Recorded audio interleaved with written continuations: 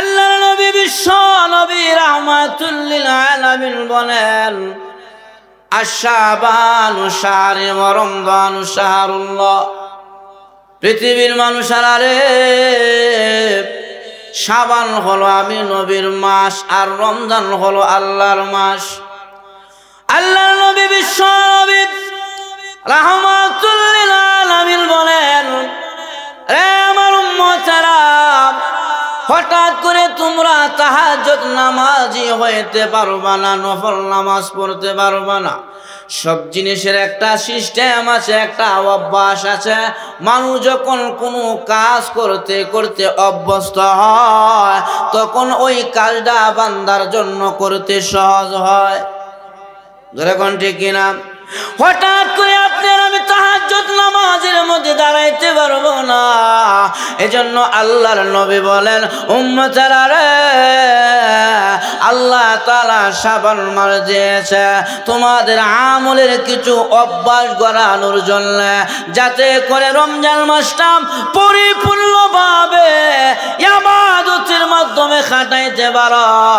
এই জন্য শাবান মাসে বেশি বেশি করে আমলের প্রতিযোগিতা লাগাও।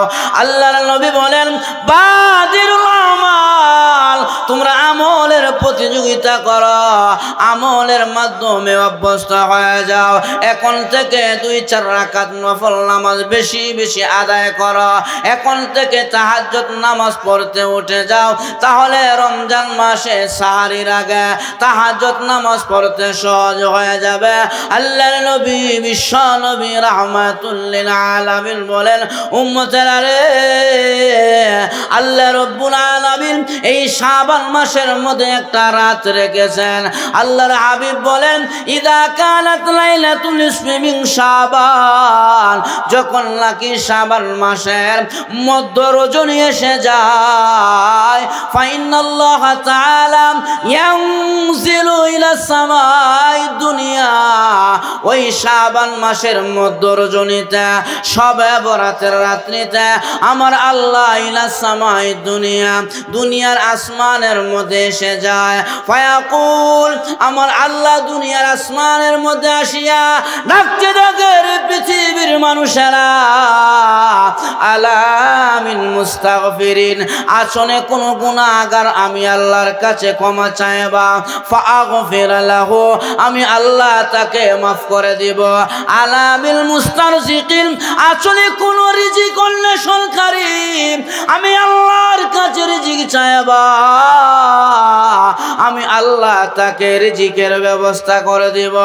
আসনে কোন রোগ বেমারি আমি আল্লাহর কাছে চাও, আমি আল্লাহ তোমাদের রোগ থেকে সুস্থ বানায়া দেব।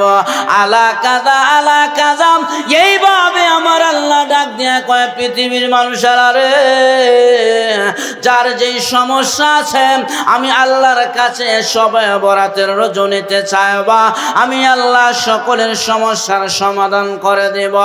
এই জন্য আমার ভাইয়ারাম, এই মাসের মধ্য রজনী আমার আল্লাহ দুনিয়ার আসমানের মধ্যে আসিয়া বিশেষ নজর দিয়া এই উম্মতদেরকে ডাকতে থাকে, যার যার সমস্যা আছে আল্লাহর কাছে দরখাস্ত করলে মহান আল্লাহ তাদের সমস্যাগুলো আল্লাহর পক্ষ থেকে পূর্ণ করে দেয়। গুরুত্বপূর্ণ মাস শাবান মাস। আল্লাহর হাবিব সাল্লাল্লাহু আলাইহি সাল্লাম বলেন শাবান মাসের মধ্যে নিসফে মিন শাবান, যাকে শবে বরাত বলা হয়, এই শবে বরাতের রাতটা আল্লাহর কাছে এত দাবি। আল্লাহর নবী বলেন শবে বরাতের রাতে অন্ততপক্ষে 3টা আমল জারি রাখবা। 1 নম্বরে হলো তেলাওয়াত, 2 নম্বরে হলো জিয়ারত, 3 নম্বরে হলো সালাত নামাজ নফল ইবাদত। আল্লাহর হাবিব সাল্লাল্লাহু আলাইহি সাল্লাম নিসফে মিন শাবান, এই শাবানের 15 তারিখ দিবাগত রাতে, 14 তারিখ দিবাগত রাত্রে আল্লাহর নবী বিশ্ব নবী রাহমাতুল লিল আলামিনের থাকার পালা ছিলেন আম্মা জান আয়েশার ঘরে। নবীজি আয়েশার ঘরে থাকার সিরিয়াল। নবীজি আম্মা জান আয়েশার ঘরে ঢুকলেন, ঢুকার পরে কাপড় চোপড়গুলো পয়গম্বর খুলতে আরম্ভ করেছেন। আবার আল্লাহর নবী কাপড়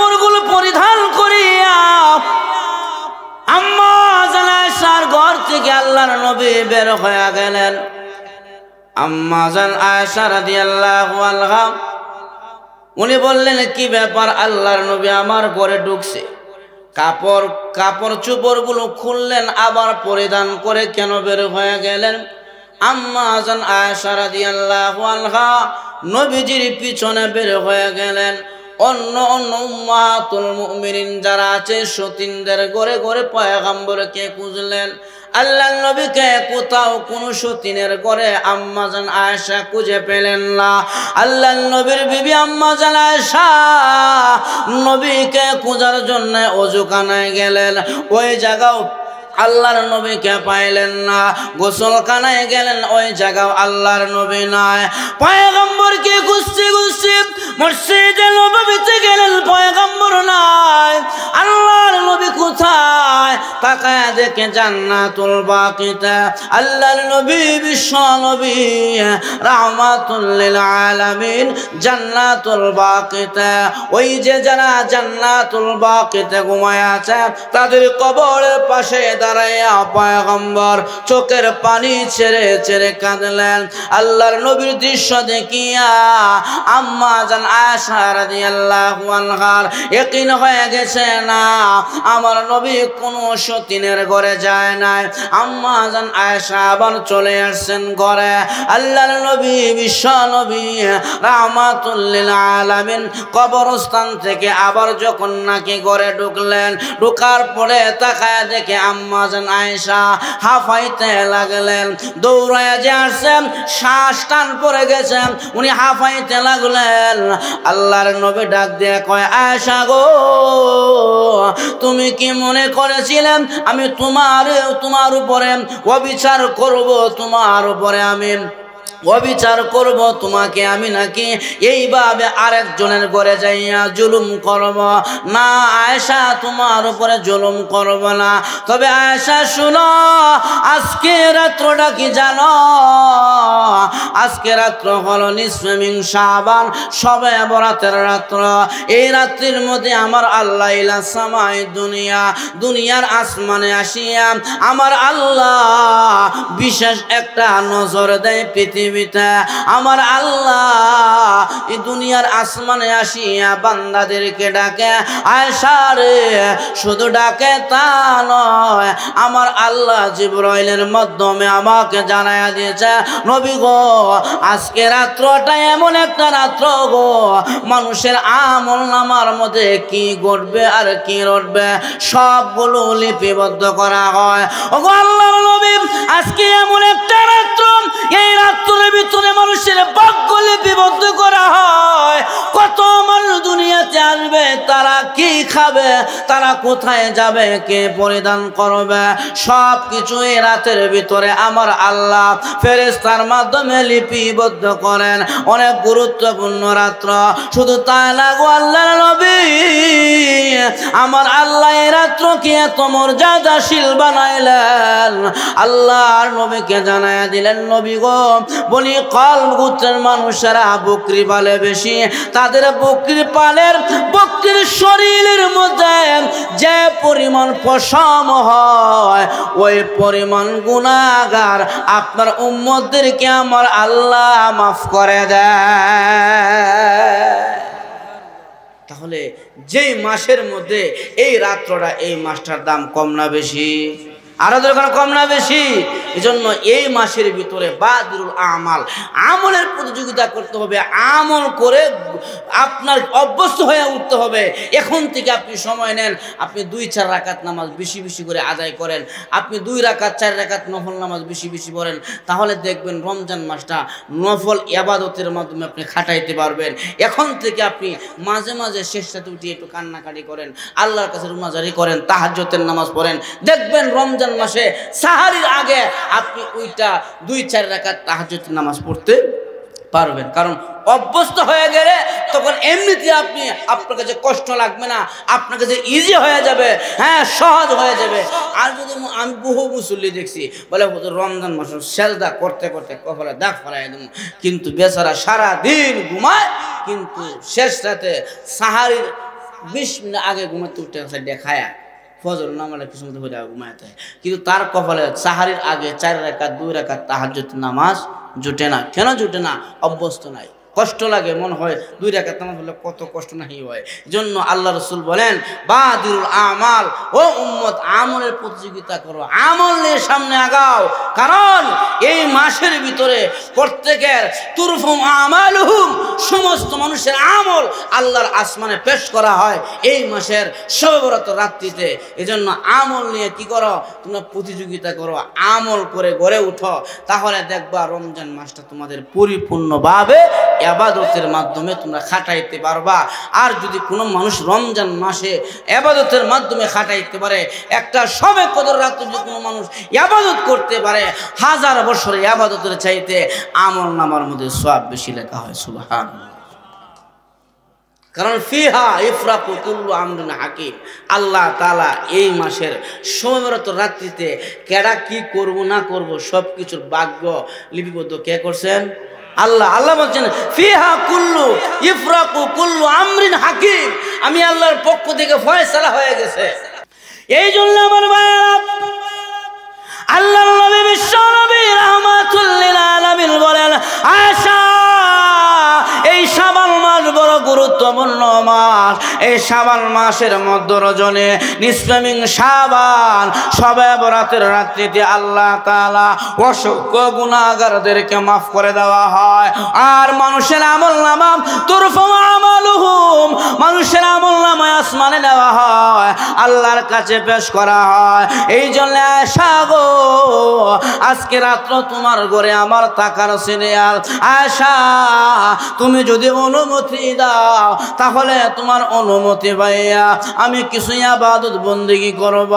আম্মা জান আয়েশা বলেন, জান গো নবীজি, আপনাকে অনুমতি দিলাম, আপনি ইবাদত বন্দেগী করেন। আল্লাহর নবী বিশ্ব নবী রাহমাতুল লিল আলামিন আম্মা জান আয়েশার অনুমতি পাইয়া নবীজি সাজদার পরে আল্লাহর নবী আল্লাহর কাছে কান্দে, আল্লাহ তুমি আমাকে মাফ করে দাও, আমার উম্মতদেরকে মাফ করে দাও। বিশ্ব নবী রাহমাতুল লিল আলামিন সাজদায় পড়ে যখন নাকি কাঁদে, আল্লাহর নবীজির চেহারা লাল হয়ে গেছে, পা মুবারক ফুলে গেলাম। আল্লাহর নবী সাজদা থেকে ওঠার পরে আম্মা জান আয়েশা ডাক দেয়া কয়, নবী গো, আউয়াল এবং আখিরের সমস্ত গুনাহগুলো মাফ করে দিয়েছে, আপনার জীবনে কোনো গুনাহ নাই, কেন আপনি গো এত লম্বা সাজদা লাগাইয়া আপনি সারা রাত কাঁদলেন, কারণটা কি? আল্লাহর নবী জানায় দেয়, আয়েশা গো, যে আল্লাহ আমার পরে এবং পূর্বের সমস্ত গুনাহগুলো মাফ করে দিয়েছে, আফালা আকুনা আবদান শাকুরা, আমি মুহাম্মদ কি সে আল্লাহর শুকরগুজার বান্দা হব না? এই জন্য আমি নবীজি আল্লাহর শুকরিয়া তার সারা রাত্র সিজদার মাধ্যমে কাটায়া দিলাম। এজন্য আমার ভাইয়েরা, এই রাত্রটা নিসফে মিন শাবান, 14 শাবান দিবাগত রাতের বেলায় যাকে শবে বরাত বলা হয়, আল্লাহ অসংখ্য গুনাহগারদেরকে মাফ করে দেয়। তবে কিছু কিছু মানুষদেরকে আল্লাহ মাফ করে না, ইল্লাল মুশরিকিন, যারা শিরিক করে তাদেরকে আল্লাহ ক্ষমা করে না। আও মুশাহিদ, যারা হিংসা করে তাদেরকে আল্লাহ মাফ করে না। আজকে আমাদের সমাজে শিরিক আছে না নাই? তোর এখন আসে না নাই? বাবার দরবারে গিয়া কাঁদে, গুরু নিয়া বাবার দরবারে যায়, খাসি নিয়ে যায়, বাবার কাছে সন্তান চায়, পীরের কাছে বাচ্চা চায়, অথচ চাওয়ার কথা ছিল আল্লাহর কাছে, চাই গিয়া পীরের কাছে। আমার আল্লাহ কয়, পৃথিবীর মানুষেরা রে, আমি আল্লাহ এমন এক রব, পৃথিবীর মানুষ ঘুমায়া গেলাও আমি আল্লাহ ঘুমায় না। আল্লাহ ঘুমায়নি, কিন্তু ফিরসাব তো যখন ঘুমায় না, কিন্তু আল্লাহ কি করে না? আল্লাহ জানাইছে, লা তাখুযুহু সিনাতুন ওয়ালা নাওম।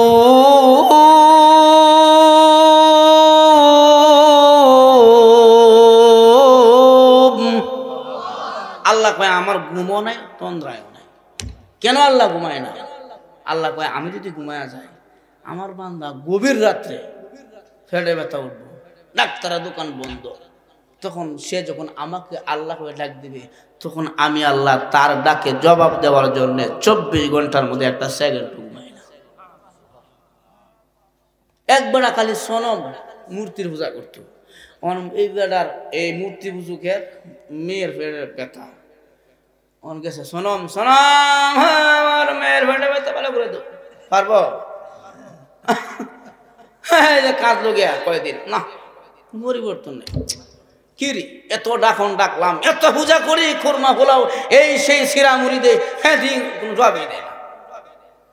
এখন ফট করিয়া বেড়ার জবান দিয়া সনম না বের হইয়া সমাদ বের হয়ে গেছে।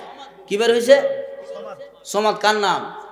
কুল হু আল্লাহু আহাদ আল্লাহু সামাদ। যেই মাত্র সমাদ বলে ডাক দিয়েছে, সমাদ আমার মেয়ের পেটের ব্যথা ভালো করে দাও, এই কথা বলার পরে দৌড়ায় বাড়িতে গেলেন। যাওয়ার পরে মেয়েটা ডাক দিয়ে কয়, আব্বা গো এটা কেমন ডাক্তারের কাছে গেল, মলম দিল না, সিরাপ দিল না, ক্যাপসুল দিল না, এমনিতে পেটের ব্যথা ভালো হয়ে গেছে। এখন মূর্তি পূজক ডাক দিয়ে কয়, মারে এমন এক রবের সন্ধান পাইলাম, আয় তোকেও নিয়ে যাব ওই রবের সন্ধানে। এবার মেয়েটাকে গোসল করাইয়া নিজে গোসল করিয়া মসজিদের ইমাম সাহেবের কাছে গিয়া ঘটনা গিয়া বলে, ইমাম সাহেব এই ঘটনা, সনম মূর্তির পূজা করতাম, হঠাৎ করে সমাজ বের হয়ে গেল, আর তার কাছে যখন নাকি প্রার্থনা করলাম আমার মেয়ের পেটের ব্যথা ভালো হয়ে গেছে। ইমাম সাহেব কয়, মূর্তি পুজো করে সমাজ তো আমার আল্লাহর নাম, মূর্তি পুজো কয় ইমাম সাহেব, বাবা আর মেয়ে গোসল করে আসলাম, আমাদেরকে ওই সমাজ রবের পরিচয়টা দিয়া দেন, আমাদেরকে কালিমা পড়াইয়া মুসলমান বানায়া দেয়। এজন্য আমার ভাইয়েরাম, আমার রব 24 ঘন্টার ভিতরে একটা সেকেন্ডের জন্য ঘুমানা, বান্দার ডাকে জবাব দেওয়ার জন্য। এজন্য আমার রাসূল বলেন, ইল্লাল মুশরিকুন, যারা শিরিক করে তাদেরকে আল্লাহ ক্ষমা করে না। মুশরিক তাদেরকে বলা হয় যারা আল্লাহর সাথে মানুষকে শরীক করে। আল্লাহর সাথে যাদেরকে শরীক করা হয় এদেরকে মুশরিক বলা হয়। 2 নম্বর হলো আও মুশাহিদ, যারা হিংসা করে। হিংসাকুর আমাদের সমাজে আছে না নাই? হিংসা করে এমন লোক আছে না নাই? হিংসায় পেট ভর্তি। এমনও হিংসুক আমার জীবনে আমি লাগাল পাইছি, হিংসুক লাগাল পাইছি। এক ছেলে, গরিবের ছেলে, একটা স্কুলে পড়ে, ভাষা পড়ে আর একটু দুনিয়ার এক ছেলে স্কুলে পড়বো, কিন্তু এটা কলেজে যেত না। হিংসা হেডটাতে পড়ে না, খালি খাওয়া এখন টিমোর মতন বানাইছে, স্কুলে আমার হাতে না খালি রাস্তাঘাটে ঘুরে। আর ওই গরিবের ছেলে যায় স্কুলে, স্কুল বন্ধু শেষ, কলেজে যেত না। কয়েকদিন পর বেড়া স্কুল শেষ করে কলেজও গেছে। তার কানে কমে গেছে, কি গো চাষা, হ্যাঁ কলেজও গেছে গা, কলেজে পড়তে পারে কিন্তু ডিগ্রি দিয়ে যেত না, কোনো ফাঁস না। হিংসা খালি পারে। আমার কয়েকদিন পর শুনে বেড়া ডিগ্রি দিয়েছে, চাষা ওর ছেলে তো ডিগ্রি দিয়েছে, ডিগ্রি পাস করতে পারে, চাকরি পাইতো না। কি হইতো না, যত তত করে হিংসা বাড়ে। কয়েকদিন হওয়ার ছেলে চাকরি হয়ে গেছে একটা মাস। এই খবর চাষা বললেন যে এত না কলেজে গেল, বললেন ভালো ডিগ্রি, তো ডিগ্রি দিল, বললেন চাকরি হতো না, চাকরি হইলো চাষা, তো বলা ভালো চাকরি হয়েছে। হে বেলা কয় চাকরি হয় তারে মাগার বেতন হইতো না। মানে হিংসা এত পরিমাণ, হিংসা পেট ভর্তি। আল্লাহর নবী কয় আও মুশাহিদ, যারা হিংসা করবে হিংসাকারীদেরকে আল্লাহ তাআলা কি করবে না, মাফ করবে। 2 নম্বরে মা বাবার অবাধ্য সন্তানকে আল্লাহ মাফ করে না। আছে না নাই? পৃথিবীর মানুষেরা, আমার আল্লাহ কোরআনের মধ্যে জানায় দিয়েছে দিয়েছেন ওয়াসাইনাল ইনসানা বিওয়ালিদাইহি হামালাতুহু উম্মুহু ওয়াহানান আলা ওয়াহনিন ওয়া ফিসালুহু ফি আমাইনি আনিশকুরলি ওয়া লিওয়ালিদাইকা। আমার আল্লাহ জানায় দেয় পৃথিবীর মানুষেরা রে, আমি আল্লাহর বলে মা বাবার শুকরিয়া আদায় করবা। কেন করবা? বিশ্ব নবী রাহমাতুল লিল আলামিন বলেন হুমা জান্নাতুকা ওয়া নারুকা, এই মা বাবা তোমার জান্নাত ও জাহান্নাম। রাজার রব্বি ফি রাজাল ওয়ালিদাইনি, মা বাবা যদি সন্তানের প্রতি রাজি হয়ে যায়, আসমান ওয়ালা ওই সন্তানের প্রতি রাজি হয়ে যায়। আর মা বাবা যদি নারাজ থাকে রে, সবে কদর সবে বরাতের রাত্রিতে ইবাদত করিয়া কপালের মধ্যে দাগ ফালাইবা, আল্লাহর আদালতে এই আমল কবুল হবে না। এজন্য আমার ভাইরা, আল্লাহ রাব্বুল আলামিন কেন আল্লাহর পরে মা বাবার কথা বললেন? বোঝা গেল মা বাবা দুইজন মানুষ, এই দুইজন ব্যক্তি আল্লাহর কাছে বড় সম্মানী, বড় মর্যাদার মানুষ। আমার ভাইরা লক্ষ্য করে দেখেন, আল্লাহর নবী মুসা আলাইহিস সালাতু ওয়াস সালাম উনার যুগে একজন কসাই ছিলেন, গোশত বিক্রি করত। ওই কসাই সারাদিন গোশত বিক্রি করে পরিবার চালাইতেন। মুসা নবী কালিমুল্লাহ যাকে বলা হয়েছে, তুরে সিনায় যাইয়া মুসা নবী আল্লাহর সাথে কথা বলে। মুসা নবী একদিন আল্লাহকে ডাক দিয়া কয়, প্রভু গো, আমার সঙ্গে জান্নাতে কে সাথী হবে, তার নাম ঠিকানাটা আমার জানায় দাও। আল্লাহ কয় মুসা রে, যেদিন জান্নাতে যাবা ওই দিন জানতে পারবা। মুসা নবী কয় না গো প্রভু, আমাকে জানায় দাও আমার জান্নাতি সাথী কে হবে। আমার আল্লাহ কয় মুসা রে, যা অমুক গ্রামের একজন গোশতের কসাই তোর সঙ্গে জান্নাতে যাবে। মুসা নবী কয় কসাই? বলে হায় হায়, কত এমপি মন্ত্রী কত দামি দামি মানুষ ছিল রে, সব বাদ দিয়া কসাইয়ের সাথে আমি জান্নাতে থাকব, সে আমার জান্নাতের সাথী হবে। মুসা নবীর ভিতরে কৌতূহল জেগে গেলাম, না আমি ওই কসাইয়ের সাথে সাক্ষাৎ করতাম, সে আমার সঙ্গে জান্নাতে থাকবে। তাহলে বোঝা যায় লোকটা মনে হয় কোনো আমল তার কাছে ভালো, আল্লাহর কাছে পছন্দ হয়েছে। আর না হলে তো একজন গোশতের কসাই আমি জলিলুল কদর পয়গম্বর মুসার সঙ্গে জান্নাতে থাকার কথা না। এই বলে মুসা নবী একবারে সাধারণ মানুষের বেশ ধরিয়া ওই এলাকার মধ্যে গেলেন। এলাকার মধ্যে যাইয়া ওই লোকটার নাম ঠিকানা নিলেন, কোন বাজারে গোশত বিক্রি করে নাম ঠিকানা নিলেন। বাজারে গেলেন, সকালবেলা ওই ব্যক্তি ওই যে একটা খাসি জবাই করিয়া নিজে নিজে খাসির চামড়াটা ছিলাইয়া কলিজাটা বের করে আলাদা করে রাখছে। আল্লাহর পয়গম্বর মুসা দাঁড়ায় দাঁড়ায় দেখতেছে।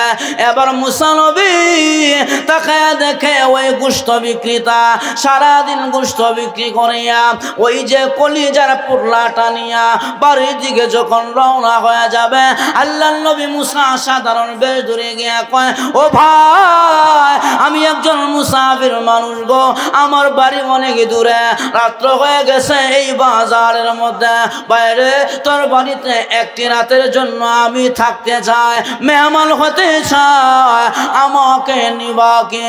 এবার গোশতের কসাই ডাক দিয়া কয়, মুসাফির রে, আমার বাড়ি নাই, ঘর নাই, আমার ভালো বিছানা নাই, কাঠ পালং কিছুই নাই, যাইলে বড় কষ্ট করতে হবে। মুসা নবী কয়, বাইরে একটা রাত্রই তোমার বাড়িতে থাকব, কষ্ট হইলে অসুবিধা নাই, সকালবেলা আমি আমার বাড়ির দিকে চলে যাব। এই বলে গোশত বিক্রেতার সাথে মুসা নবী রওনা হয়েছে। গোশত বিক্রেতা মুসা নবীকে তো চিনে না, সাধারণ বের দূরিয়া গেছে। মুসাফির বলিয়া সম্বোধন করে, বলে, মুসাফির ভাই, এই যে দেখো আমার বাড়ি ভালো খাট নাই, পালং নাই, ভালো বিছানা নাই, ওরে ভাই মুসাফির এই জায়গায় বস। মুসাফির মুসা নবীকে এক জায়গার মধ্যে বসাইয়া ওই গোশতের কসাই একটা ঘরের ভিতরে ঢুকলেন। ঘরের ভিতরে যাইয়া অনেকক্ষণ পর ঘর থেকে বের হলেন। মুসা নবী কয় বাইরে আমি তোমার বাড়ির মেহমান, তুমি আমার খোঁজ খবর না নিয়া আমাকে পানি না দিয়া আবার সেবা যত্ন না করিয়া এই এতক্ষণে ঘরের ভিতরে কি করলা? এবার গোশতের কষায় ডাক দেয়া কয় মুসাফির রে মনে কষ্ট নিও না, আমি সারাদিন পেটের কারণে আমার পরিবার জীবিকার কারণে গোশত বিক্রি করি বাজারে। ও ভাই মুসাফির, সারাদিন আমার একটা দুঃখিনী মা আছে রে, ওই মাটা চোখে দেখে না, হাতে ধরতে পারে না, সারাদিন আমার মা বিছানার মধ্যে পেশা পায়খানা করিয়া বিছানা নষ্ট করে দেয়। আমি সারাদিন গোশত বিক্রি করিয়া সন্ধ্যায় বাড়িতে যাইয়া আমার পোলা মাইয়ার খবর নেই না, বিবির কাছে আগে যায় না, আমি আমার দুঃখিনী মার কাছে যাইয়া মার বিছানাপত্রগুলো পরিষ্কার পরিচ্ছন্ন করিয়া আমার মাকে আমি নিজ হাতে গোসল করাইয়া মায়ের শরীরের মধ্যে তেল মালিশ করিয়া আমার মার জন্য আমি একটু গোশতের কলিজা আনলাম, আমার বিবি পাক করে দিলে ওই গোশতটা দিয়ে আমার মাকে নরম গোশত দিয়া মার মুখের মধ্যে অল্প অল্প খাবার আমি উঠায় দেই। মার সেবা করার পরে আমি আমার পরিবারের কাছে যাই। এবার মুসা নবী ডাক দেয়া কয় কষায় রে এইভাবে মার সেবা করতেছ কতদিন? বলে অনেক দিন ধরে আমি আমার মায়ের সেবা করে। মুসা নবী ডাক দেয়া কয় কষায় মার সেবা করিয়া কি পাইলাম? এবার গোশত বিক্রেতা ডাক দেয়া কয় মুসাফির রে আমার মা আমার জন্য দুইটা দোয়া করে রে। এক নম্বর দোয়া হলো আমার মতন শান্তিওয়ালা মানুষ এই জমিনের মধ্যে কেউ নাই, যদিও আমি গোশত বিক্রি করিয়া খাই কিন্তু আমার মনে শান্তি আছে রে, আমার পরিবারের মধ্যে শান্তি আছে। দুই নম্বর দোয়াটা আমার মা করেছে, দুনিয়াতে বলবে না আমার মা দুই নম্বরে আমার জন্য দোয়া করেছে আল্লাহর কাছে, আল্লাহ আমার ছেলে আমি মার সেবা করে গো, আমার ছেলেকে তুমি মুসা নবীর সঙ্গে হাসর করিও, মুসা নবীর সঙ্গে জান্নাতে রাখিও। মুসাফির রে এই দোয়ার ফল তো মরার পরে হবে, এর আগে তো এটার বাস্তবায়ন হবে না, যার কারণে আমি মার সেবা করে। এবার মুসা নবী ডাক দেয়া কয় রে গোশত বিক্রেতা আমি পারলাম না রে আমার পরিচয়টা গোপন রাখতে, আমি পারলাম না আমার পরিচয়টার গোপনে রাখতে। ওরে গোশত বিক্রেতা যদি গোশত বিক্রি কর কিন্তু আল্লাহর কাছে এত দামি হয়েছ রে, হাসরের দিন আমি আল্লাহর কাছে আল্লাহ আমাকে জানাইয়া দিয়েছে আমি হলাম এই জামানার মুসা, আর কাল কিয়ামতের ময়দানে আমি মুসা নবীর সঙ্গে তুমি গোশতের কষাই জান্নাতের ভিতরে থাকবা। আমার সাধারণ গোশত বিক্রেতা মার খেদমত করিয়া মুসা নবীর সঙ্গে জান্নাতের সাথী, এজন্য মার খেদমত দরকার আছে না নাই? আরো ধরো এখন কটা তো চলতো গো। এজন্য আমার ভাইরা আল্লাহ রসুল বলেন এই রাত্রিতে আল্লাহ সবারে মাফ করলেও মা বাবার অবাধ্য সন্তানকে আল্লাহ কি করে না? মাফ করে না। যুবক ভাইরা সাবধান সাবধান, আম্মা আব্বার সাথে দুর্ব্যবহার করিও না। ওয়া কাদা রাব্বুকা আল্লা তা'বুদু ইল্লা ইয়াহু ওয়া বিল ওয়ালিদাইনি ইহসানা। আল্লাহ কোরআনে জানায় দিয়েছে ওয়া বিল ওয়ালিদাইনি ইহসানা, আব্বা আম্মার সঙ্গে ইহসান ভালো ব্যবহার করবা, সৎ আচরণ করবা, সুন্দর ব্যবহার করবা। কারণ পৃথিবীতে মানুষ রে এমন কিছু বস্তু আছে রে ধরতে হয় না, সইতে হয় না, তাকায়া থাকলে আমল নামার মধ্যে সওয়াব লেখা হয়। আল্লাহর ঘর বাইতুল্লাহ তাকায়া তাকায়া দেখবেন আমল নামার মধ্যে অটোমেটিকলি সওয়াব ঢুকবে। আল্লাহর কোরআন কালামুল্লাহ তাকায়া দেখবেন যুবক ভাইরা রে, অটোমেটিক সওয়াব আমলনামার মধ্যে লিখবে। ও যুবক ভাই, এমন দুইটা চেহারা জমিনে আল্লাহ দিছে গো, এই দুইটা চেহারা দিকে তাকাইলে আমার আল্লাহ একটি কবুল হজের সওয়াব আমলনামায় লিখে দেয়। মা আর বাবা এই দুইজনের চেহারা দিকে চাইলে আল্লাহ তাআলা কবুল হজের সওয়াব আমলনামায় দেয়া যায়। সাহাবী কই নবী দুইবার চাইলে কো দুইবার, তিনবার চাইলে বলে তিনবার। সাহাবী কই নবী গো যদি কেউ 100 বার চায় আল্লাহ নবী কই 100টা হজ্জের সওয়াব আমলনামার মধ্যে দেওয়া হয়। সুবহানাল্লাহ। আজকে পত্র পত্রিকায় দেখি বাপ মারে সন্তান মারে, ফেসবুকে দিয়ে সন্তান মারে মারে বাপের বাড়িতে বাড়ি করে দেয়। আহা, ছিল না রে মানুষ। আল জান্নাতু তাহতা আকদামিল উম্মাহাত, নবী বলে গেছে রে, মা বাবার পায়ের নিচে সন্তানের বেহেশত। এ যুবক মায়েরা, যাদের মা বাবা আছে সৌভাগ্য, কপালটা বড় তোমার ভালো। নবীজি মাকে কি পরিমাণ ভালোবাসতেন। আল্লাহর নবী তো শৈশবে মাও হারাইলেন, বাবাও হারাইলেন। নবীজির দুধ মা হালিমা যখন নবীর কাছে আসতেন, নবীজির পাগড়িটা খুলিয়া জমিনের মধ্যে বিছায়া দিতেন। সাহাবীরা বলে, পয়গম্বর গো, এই মহিলাটা যতবার আসে আপনার কাছে আপনি চাদরটা বিছায়া দেন, পাগড়িটা বিছায়া দেন, কারণ কি? আল্লাহর নবী কয়, সাহাবীরা রে, আমি নবী দুনিয়াতে আসার আগে আমার বাবা পৃথিবীতে বিদায় হয়েছে। মার খেদমত বেশি দিন করতে পারি নাই, মাকে দেখতে পারি নাই, কিন্তু সাহাবীরা রে, এই মহিলাটা হলো দুধ মা হালিমা। আমি নবীজি এই মহিলার দুধ দোহন করেছি, উনি আমার দুধ মা। এই জন্য মার সম্মানের কারণে আমি নবীজি ওই মায়ের পায়ের নিচে আমার দামি চাদরটা বিছায়া দেই। যুবক ভাইয়েরা, জন্য যার মা বাবা আছে, আব্বা আম্মাকে মূল্যায়ন করবেন, ভালোবাসবেন। যুবক করে এই পৃথিবীতে দুইজন মানুষ বিনা স্বার্থে আপনাকে আমাকে ভালোবাসে, মার বাবা, এদের কোনো স্বার্থ নাই।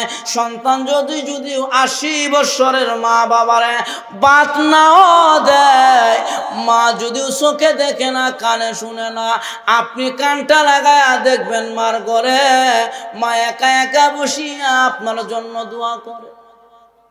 এটার নামই মা। দুনিয়ার সব কিছু বিসর্জন দিতে পারে রে, কিন্তু সন্তানকে মা মারতে পারে না, ছাড়তে পারে না, সন্তানের জন্য সব করতে পারে। এজন্য আমার ভাইয়ারা, সুন্নাত রাসূল আধুনিক বিজ্ঞান এই কিতাবের ভিতরে পিতা মাতার একটা ওয়াকিয়া আনছে, মা সন্তানের প্রতি কত মায়াশীল, দয়াশীল, সন্তানকে মা কি পরিমাণ ভালোবাসে। একটা ওয়াকিয়া আনছে, আমেরিকাতে ঘটনা একবার ঘটছে। এক বাড়িতে আগুন লেগেছে, মা পরিবারের মধ্যে গরিব পরিবার, সন্তান কি বাসায় রেখে অন্যের বাসায় মা কাজ করে, আবার মাঝে মাঝে সন্তানদের দেখে যায়, আর কেউ নাই পরিবারের মধ্যে। একদিন ঘটনাক্রমে যেই ঘরের মধ্যে মা সন্তানদের রাখিয়া অন্যের বাসায় কাজ করতে গেলেন, ওই ঘরের মধ্যে একদিন হঠাৎ করে আগুন লেগেছে। চতুর্দিক থেকে আগুন দাও দাও করে জ্বলতেছে। সংবাদটা মায়ের কানে গেল, মা পাগলের মতন দৌড়ে আসতেছে ওই সন্তানের কাছে। এই সন্তানরা, মার এই সন্তান যখন নাকি ঘরের ভিতরে আগুন দাও দাও করে, সন্তানরা চিৎকার করে ঘরের ভিতরে কাঁদে। মা আয়েশা দৃশ্য দেখিয়া এই সন্তানের মা একবারে পাগলের মতন হয়ে গেছে, কোমরে ওড়না বাঁধিয়া আগুনে ঝাঁপ দিবে। এলাকার লোকেরা কয়, মহিলা রে সাবধান, আগুনে ঝাঁপ দিও না, তাপের কারণে সামনে যাওয়া যায় না। যতই বুঝায় রে, মার মন বুঝ মানে না, কারণ কলিজার জাদুমণি ঘরে। এইভাবে মহিলারা চিৎকার করে আর বলে, রে এলাকার মানুষেরা, তোমরা যে আমাকে নিষেধ করতেছ, আগুনের কাছে যাওয়া যায় না। আমার কলিজার ভিতরে আগুন লেগেছে রে। এলাকার লোকেরা কই, মহিলা কি দন রাখলা ঘরের ভিতরে? এবার মহিলাটা কয়, ও এলাকার মানুষ, এই ঘরের ভিতরে আমার সন্তান আমার ঘরের ভিতরে। এই বলে মহিলাটা ওই কোমরের মধ্যে গুরনা পেছাইয়া জ্বলন্ত আগুনের মধ্যে ঢুকে গেল। গিয়া দেখে ঘরের ভিতরে কোনো পুরাটা ঘর পুড়ে নয়, সন্তানটা আগুনের তাপের কারণে একবারে চিৎকার করেছে। মা সন্তানটাকে ভালো করে পেছাইয়া কোলে করে আবার আগুনের মধ্যে জাপ মারলেন, আবার আগুনে জাপ দিয়া বের হয়ে গেলেন। এই যে মা ঘরে ঢুকলো আর ঘর থেকে বের হলো, যার কারণে আগুনে মায়ের চুল পুড়াইয়া দিয়েছে, আগুনে মায়ের শরীরে চামড়া পুড়িয়ে দিয়েছে। মাকে দেখতে ভালো দেখা যায় না, মাকে দেখতে একবারে অসুন্দর দেখা যায়, চুলো খাটো, শরীরে চামড়াও ভালো না। যার কারণে এই সন্তানরা যখন নাকি আস্তে আস্তে বড় হইলেন, বন্ধু বান্ধবের আড্ডাখানায় যায়, বন্ধুরা কয়, রে তুই এমন এক মায়ের সন্তান, তোর মায়ের শরীরে চামড়াও ভালো না, মাথার চুলও একবারে খাটো, দেখতে সুন্দর দেখা যায় না, সামাজিকভাবে সুন্দর দেখা যায় তোর মাকে। এই কথা যখন বন্ধুরা বলেন, সন্তান বাড়িতে আসিয়া মাকে বড় সন্তান গাঢ় ধাক্কা দিয়া বাড়ি থেকে বের করে দিয়েছে। যারে মহিলা, তোর কারণে বন্ধু বান্ধবেরা আমাকে সম্মান দেয় না।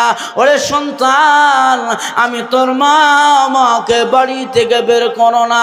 যখন নাকি মাকে এইভাবে বাড়ি থেকে বের করে দিলেন, অন্ধ মহিলা চোখে দেখে না, রাস্তায় দুর্ঘটনায় পড়ে দুনিয়া থেকে বিদায়। কুলাঙ্গার সন্তান মার লাশটা দাফন করলো না, কাফন দিল না। এবার সে আনন্দ করে বন্ধুদের কাছে গিয়া বলে, বন্ধুরা রে, আমার পথের কাঁটা দূর হয়েছে, যার কারণে তোমরা আমাকে মূল্যায়ন করতে না। ওই পথের কাঁটা আমার ওই পুরা মা দুনিয়া থেকে বিদায় হয়েছে। এখন বন্ধু বান্ধবেরা তাকে সম্মান দেয়, তাকে কাছে ডাকে, তাদের আড্ডাখানায় নিয়ে যায়। কিন্তু সন্তান সবকিছুর পরে যার গর্ভে থেকে আসছে, একদিন না একদিন ওই মার কথা তার মনে পড়ে যায়। ঘটনাক্রমে ওই সন্তান একদিন মায়ের ঘরে ঢুকলেন, মায়ের কাপড় চোপড় গুলো দেখিয়া সন্তান মায়ের কথা মনে পড়ে গেল। যে টেবিলে বসিয়া মার কথা স্মরণ করলেন, ওই টেবিলের ডয়ের টান দিয়া ডায়েরি একটা বের করলেন।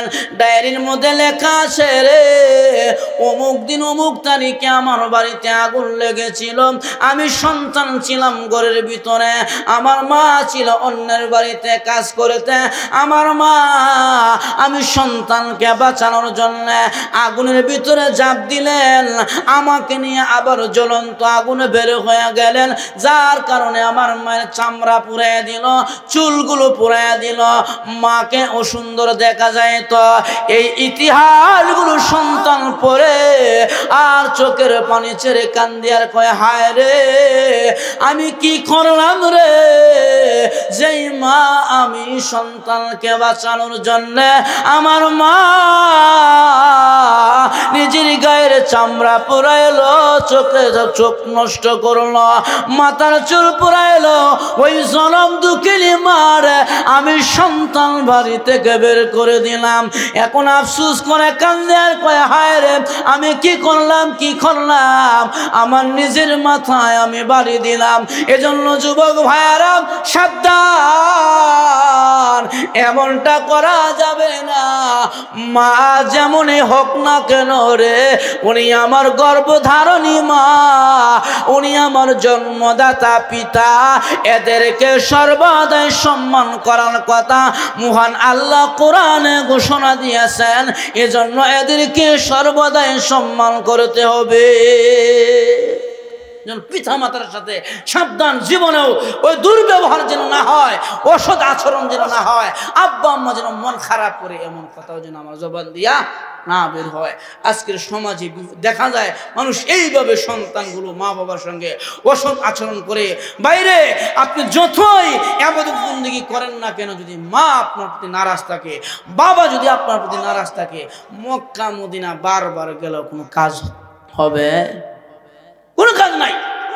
মা যদি নারাজ থাকে, কারণ আল্লাহ রাসূল বলছেন বাপ মা যে সন্তুষ্ট থাকে সন্তানের আমল নামায় আরশে মহল্লা যায় না, আসমান ও জমিনের মধ্যস্থলে ঝুলন্ত থাকে। আগের আমল নামা যেহেতু আরশে মহল্লায় পৌঁছে না, পরে আর আমল করতে আগ্রহ জাগে না। এজন্য বাপ মা যদি নারাজ থাকে সন্তানের আমল নামায় আরশে মহল্লায় যায় না। আর বাপ মা যদি সন্তুষ্ট থাকে, আল্লাহর নবী বলেন ওই সন্তান দুনিয়াতে আমল করতে দেরি হয়, আসমানে ফেরেশতারা পৌঁছাইতে দেরি হয় না। এজন্য রাসূল বলছেন এই ভাগ্য রজনীর রাত্রে, শবে বরাতের রাত্রে আল্লাহ তাআলা বাপ মার অবাধ্য করে সন্তানকে মাফ করে না। 4 নম্বর রাসূল বলছেন যারা খামরুন, যারা মদ পান করে নিশা করে, নিশাকুরকে আল্লাহ তাআলা কি করে না? ক্ষমা করে না। 5 নম্বরে যারা আত্মীয়তার সম্পর্ক ছিন্নকারী, এদেরকে আল্লাহ তাআলা ক্ষমা করে না। আত্মীয়তার সম্পর্ক ছিন্নকারী আছে না নাই? 6 নম্বর রাসূল বলছেন যারা টাকনুর নিচে লুঙ্গি পরে, মা আসফালা মিনাল কাবাইন মিনাল ইজারি ফিন নার। আল্লাহ রাসূল বলেন টাকনুর নিচে লুঙ্গি বা পায়জামা প্যান্ট যে অংশ হয়ে যাইব ওই অংশটা জাহান্নামের আগুনের মধ্যে পড়বো। যেন টাকনুর নিচে লুঙ্গি বা প্যান্ট পায়জামা পরা যাবে না, এটা পরা হারাম। অনেকে টাকনুর নিচে প্যান্ট পরে, টাকনুর নিচে লুঙ্গি পরে। না, আপনি মুসলমান, আল্লাহ নিষেধ করছেন বাকি অংশ জাহান্নামে যাবে, টাকনুর উপরে রাখতে হবে। মুসলমানের দায়মি খরচ হলো নাভির উপর থেকে নিয়ে হাঁটুর নিচ পর্যন্ত ডাইকা রাখা, সর্বদাই তার জন্য দায়মি খরচ রেখে রাখতে হবে। হাঁটুর নিচ পর্যন্ত, টাকুর উপরে, নাভির উপর থেকে নিয়ে টাকুর উপর পর্যন্ত হাঁটুর নিচে। কিন্তু আমরা অনেকেই দেখি প্যান্ট একটা বাসায় এক ঘুষে, নাভিটা বাসায় এক ঘুরে, আবার টাকুর নিচে লুঙ্গি। আছে না নাই? ফরজের খেলাপগুলো করা যাবে না। এজন্য আমার ভাইয়েরা, আল্লাহ নবী সাল্লাল্লাহু আলাইহি ওয়াসাল্লাম বলছেন এই শবে বরাত, এই নিসফে মিন শাবান, শাবানের 14 তারিখ দিবাগত রাতে আমল 3টা। 1 নম্বরে তেলাওয়াত, 2 নম্বরে জিয়ারত, 3 নম্বরে হচ্ছে ইবাদত। ইবাদত কি? নফল ইবাদত যত বেশি করতে পারেন করবেন। 2 নম্বরে পয়গম্বর এই রাতে তেলাওয়াত করছেন, বেশি বেশি করে তেলাওয়াত করবেন। 3 নম্বরে আল্লাহর নবী জান্নাতুল বাকিতে গিয়া নবীর সাহাবীদের জন্য নবী জিকির করছেন, কবর জিয়ারত করছেন একা একা যায়। তাহলে আমরা কবর জিয়ারত করতে পারি ইনশাআল্লাহ। রাজি আছি না? আল্লাহ তাআলা কবুল করুন, সকলে বলি আমিন। এজন্য আমার ভাইয়েরা, এই সেই গুরুত্বপূর্ণ মাসে আর শাবান শাহরি ও রমজান শাহরুল্লাহ, এই শাবান মাসের পরে রমজান মাস, এই গুরুত্বপূর্ণ মাসটার মধ্যে আল্লাহর কাছে আপনার আমলনামা এমন ভাবে পেশ করা হবে যেন আপনি থাকেন একবার সিজদার হালতে, রুকুর হালতে, আর না হয় কিয়ামের হালতে থাকবেন। যে হালতে থাকবেন ওই হালতটাই আল্লাহর আদালতে ফেরেশতারা এই ফুটেজটাই, এই ছবিটাই তুলে ধরবে। তাহলে আপনার আমলনামাটা ভালো হালত যাক, আমরা চাই না ইনশাআল্লাহ। জন্য ঈদগার মাঠে মাহফিল। আমার ভাইয়ারা, এই মাঠের মধ্যে অনেক মুসল্লি এসে নামাজ কালাম পড়ে, অনেকের সিজদা এই জায়গাটার মধ্যে পড়ে। এই জায়গাটা সংরক্ষণের জন্য এমন কিছু আমি আল্লাহর বান্দা চাই, এই ঈদগার মাঠের উন্নয়নের জন্য আপনারা যার যার মনে খুশি 1000, 2000, 5000 করে টাকা, এমন কোন আল্লাহর বান্দা আছেন যে শাবান মাসে আল্লাহ তাআলার এই রাসূলের বলছেন গুরুত্বপূর্ণ মাসে, এই গুরুত্বপূর্ণ ফজিলতপূর্ণ মাসের ভিতরে এমন